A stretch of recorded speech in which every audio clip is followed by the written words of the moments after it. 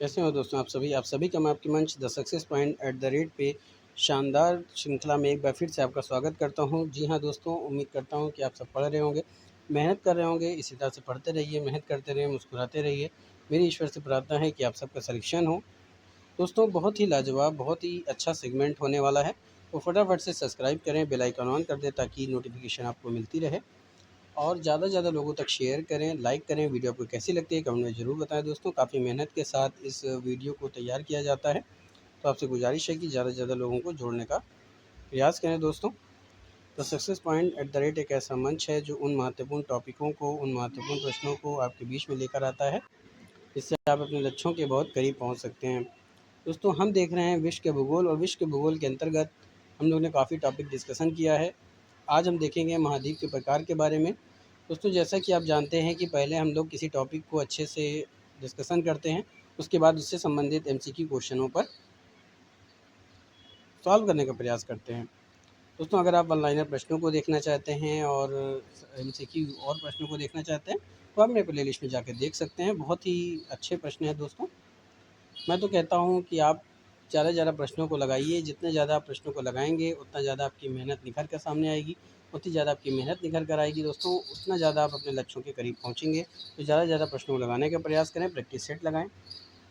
चलिए शुरू करते हैं कि आज का शानदार टॉपिक क्या है। तो दोस्तों आज का टॉपिक है महाद्वीप के प्रकार। महाद्वीप के प्रकार में दोस्तों अधिकांश लोगों को क्या मानना है कि जो महाद्वीप है उसको 7 भागों में बाँटा गया है, और उस महाद्वीप को जो 7 भागों में बाँटा गया है उसको क्रम अनुसार लिखा जाता है। आइए देखते हैं कैसे। तो दोस्तों पहले एशिया है, फिर अफ्रीका है, फिर उत्तरी अमेरिका है, फिर दक्षिण अमेरिका, फिर अंटार्कटिका, फिर यूरोप और फिर ऑस्ट्रेलिया। और अब हम देखेंगे एशिया महाद्वीप के बारे में। तो आइए देखते हैं एशिया महाद्वीप के बारे में। तो विश्व का सबसे बड़ा महाद्वीप है एशिया महाद्वीप, जो उत्तरी गोलार्ध में स्थित है। एशिया शब्द की उत्पत्ति की बात की जाए तो इसकी उत्पत्ति हिब्रू भाषा के आंसू से हुई है, जिसका मतलब होता है उदित सूर्य, यानी सूर्य का उदय होना। एशिया महाद्वीप के दक्षिण में हिंद महासागर पड़ता है दोस्तों, ठीक है। एशिया महाद्वीप के हिंद महासागर है, उत्तर में आर्कटिक और पूर्व में प्रशांत महासागर है। दूसरी बात करें तो एशिया महाद्वीप का जो क्षेत्रफल है वो 44,04,04,41 वर्ग किलोमीटर है। यह पृथ्वी के कुल भूमि क्षेत्र का लगभग 30% और पृथ्वी के कुल सतह के क्षेत्र का 8.7% कवर करता है। 4.4 अरब की आबादी के साथ जो दुनिया की कुल आबादी का 60% है। यानी एशिया महाद्वीप क्या है, 4.4 अरब आबादी के साथ दुनिया की कुल आबादी का 60% है। दूसरा है एशिया। अगला पॉइंट क्या कह रहा है, एशिया सुएज नहर, यूराल नदी और यूराल पर्वत के पूर्व में है, और काकेशस पर्वत और कैस्पियन और काला सागर के दक्षिण में स्थित है। अगला पॉइंट क्या है दोस्तों, अरब प्रायद्वीप जो विश्व का सबसे बड़ा प्रायद्वीप माना जाता है, वह भी एशिया महाद्वीप में स्थित है।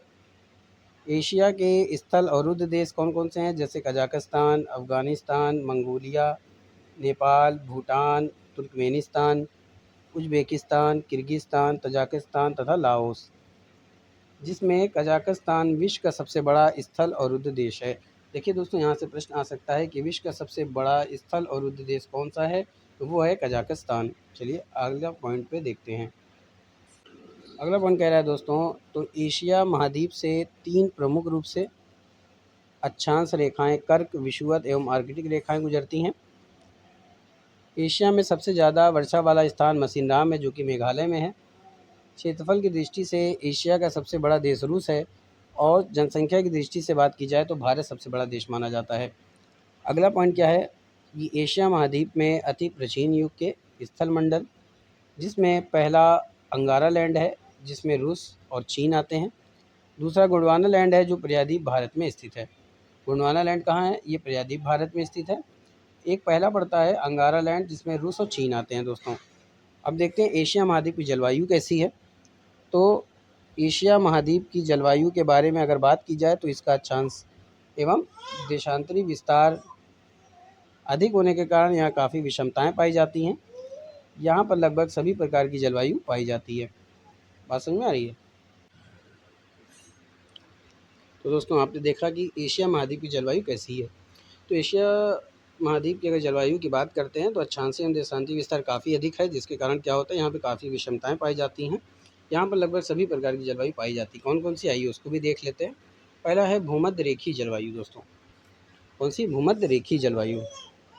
भूमध्य रेखीय जलवायु का तापमान लगभग एक समान बना रहता है। इसका विस्तार 5 डिग्री उत्तर एवं 5 डिग्री दक्षिण अक्षांश के बीच में है।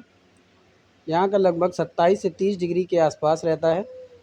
यहाँ औसतन वर्षा 200 सेंटीमीटर से अधिक होती है, जिसे हम संवहनी वर्षा के नाम से जानते हैं। वृक्ष चौड़ी पत्ती वाले यहाँ पाए जाते हैं। ये तो था दोस्तों भूमध्य रेखीय जलवायु। अब देखेंगे मानसूनी जलवायु क्या है। तो दोस्तों इस जलवायु में गर्मी सबसे ज़्यादा होती है मानसूनी जलवायु में, क्योंकि इस जलवायु में हवाएं जो चलती हैं वो जल से स्तर की ओर चलती हैं। वर्षा भी ज़्यादा गर्मियों में होती है। यहाँ वर्षा 100 से 200 सेंटीमीटर के बीच होती है। तो मानसूनी हवा की क्या विशेषता होती है कि इसमें गर्मी सबसे ज़्यादा पड़ती है। इसका कारण क्या है कि जो हवाएं होती हैं वो जल से स्थल की ओर चलती हैं और वर्षा ज़्यादातर गर्मियों में ही होती है। यहाँ वर्षा का जो औसत पाया जाता है वो 100 से 200 सेंटीमीटर के बीच होती है, जो कि मानसूनी हवा है। चलिए अब देखते हैं उष्ण मरुस्थलीय जलवायु के बारे में। उष्ण मरुस्थलीय जलवायु एशिया के दक्षिण पश्चिम भाग में सबसे ज़्यादा पाई जाती है। ये जलवायु अत्यंत शुष्क होती है। गर्मियों में इसका तापमान लगभग 40 से 50 डिग्री के बीच होता है। इसका दैनिक तापांतर अधिक देखने को मिलता है। इस जलवायु में कटीले वृक्ष पाए जाते हैं। कटीले वृक्ष किस जलवायु में पाए जाते हैं? उष्ण मरुस्थलीय जलवायु में पाए जाते हैं। ज़्यादातर गर्मी किस मौसम में होती है? मानसूनी जलवायु में होती है। ठीक है। मानसूनी जलवायु की जो वर्षा होती है वो 100 से 200 सेंटीमीटर के बीच होती है। भूमध्य रेखीय जलवायु की बात करें दोस्तों तो इनमें सर्वानी वर्षा होती है और इसमें 200 सेंटीमीटर से अधिक की औसतन वर्षा होती है। बात समझ में आ रही है? उष्णकटिबंधीय में जो होती है वो उसका तापमान कितना होता है? 40 से 50 डिग्री के बीच में होता है। भूमध्य रेखीय जलवायु की बात करें तो 27 से 30 डिग्री के बीच में इसका तापमान होता है। चलिए आगे चलते हैं। अगला है दोस्तों भूमध्य सागरीय जलवायु। भूमध्य सागरीय जलवायु में गर्मियों में काफ़ी गर्मी पड़ती है और सर्दियों में वर्षा होती है। यहाँ पर जो औसतन वर्षा है वो 50 से 60 सेंटीमीटर की 75 सेंटीमीटर के बीच होती है। यहाँ की जो औसत वर्षा है वो 50 से 75 सेंटीमीटर के बीच होती है। यहाँ पर वर्षा पछुआ हवाएं और चक्रवातों के कारण होती है। यहाँ का तापमान लगभग 24 डिग्री रहता है। याद रखिएगा दोस्तों भूमध्य जलवायु सागरीय जलवायु का तापमान कितना होता है? 24 डिग्री। ठीक है। अब देखते हैं टैगा जलवायु। इस जलवायु में सर्दियाँ काफ़ी लंबी और गर्मियाँ काफ़ी छोटी होती हैं। यहाँ पर वर्षा गर्मी में होती है जिसका औसत लगभग 25 सेंटीमीटर होता है।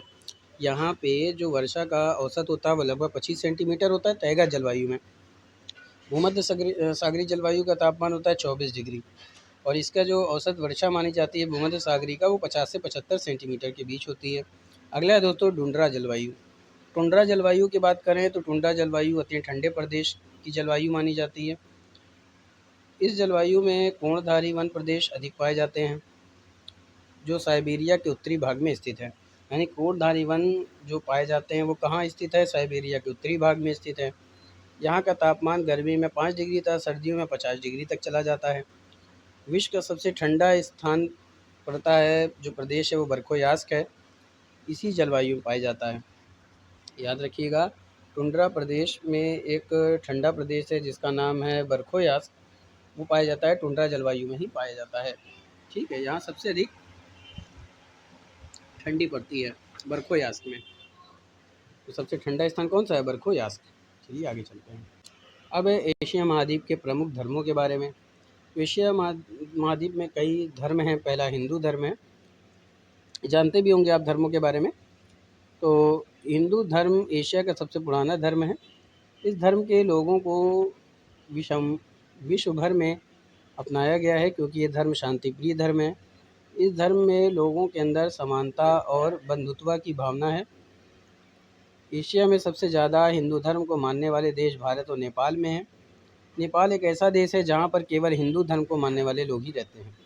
ठीक है दोस्तों, यानी कि एशिया में सबसे ज़्यादा हिंदू धर्म को मानने वाले दो देश हैं, भारत और नेपाल। नेपाल एक ऐसा देश है जहाँ पर केवल हिंदू धर्म वाले लोग मिलते हैं।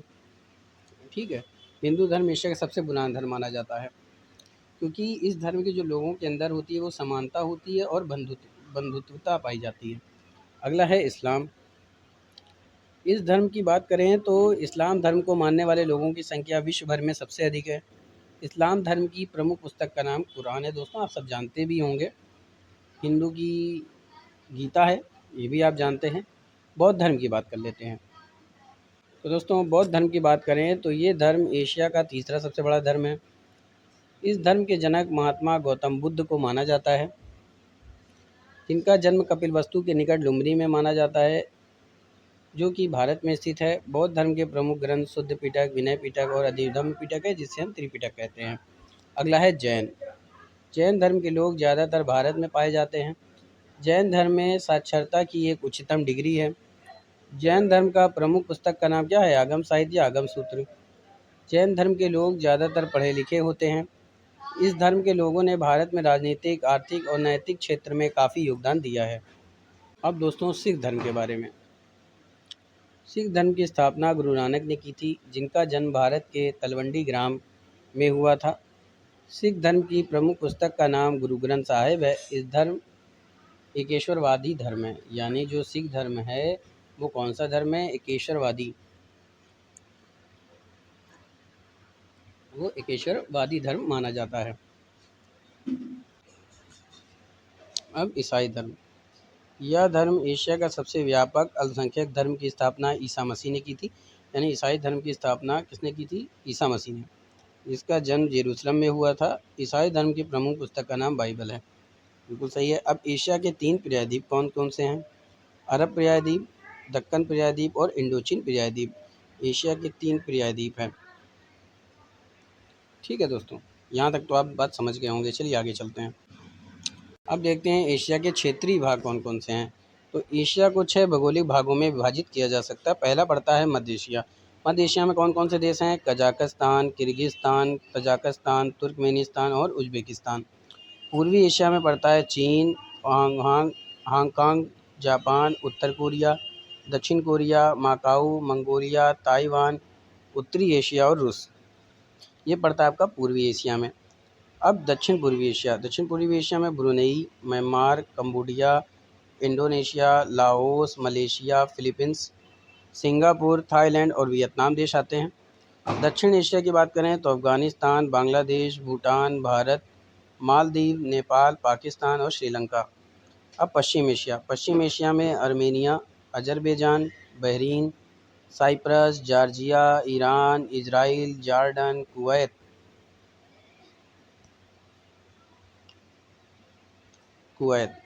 लेबनान, ओमान, फ़िलिस्तीन, कतर, सऊदी अरब, सीरिया, तुर्की, संयुक्त राष्ट्र अमीरात और यमन पड़ता है।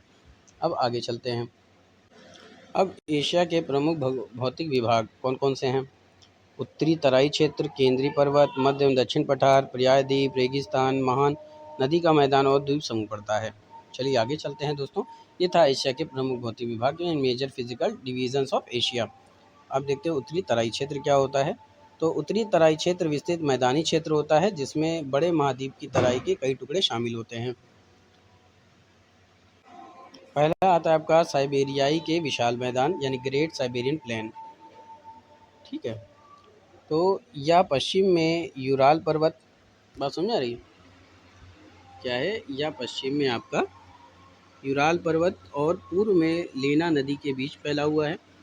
विश्व की सबसे बड़ी तराई भूमि है, जिसका क्षेत्रफल लगभग 1,02,00,000 वर्ग मील है। बात समझ रही है? साइबेरियन विशाल मैदान की बात की जा रही है। कहते हैं मंचूरियन मैदान की। तो मंचूरियन मैदान चीन के उत्तरी भाग की अमूर नदी और उसकी सहायक नदियों में से लगा हुआ क्षेत्र है। इसका क्षेत्रफल लगभग 1,35,000 वर्ग मील पाया जाता है। ये आपका मंचूरियन है। ठीक है, आगे चलते हैं। चीन के विशाल मैदान, इसमें चीन की 2 प्रमुख नदियाँ हांगो, यांगटीज़ी नदी का योगदान है, जो लगभग 1,58,000 वर्ग मील के क्षेत्र को कवर करता है। ठीक है, चलिए आगे बढ़ता है आपका टिग्रिस महानद मैदान। ठीक, चलिए आगे चलते हैं। ये देख लीजिए दोस्तों। अब आगे चलते हैं, गंगा के मैदान के बारे में देखते हैं। दोस्तों अगला है गंगा का मैदान। दोस्तों जब हम लोग मैदान की बात करेंगे तो उसमें हम अच्छे से उसको समझेंगे। अभी आपको देखना है ये गंगा का मैदान है, कैसे कैसे गंगा बह रही है, ठीक है। इसके बाद आता है आपका इरावती का मैदान।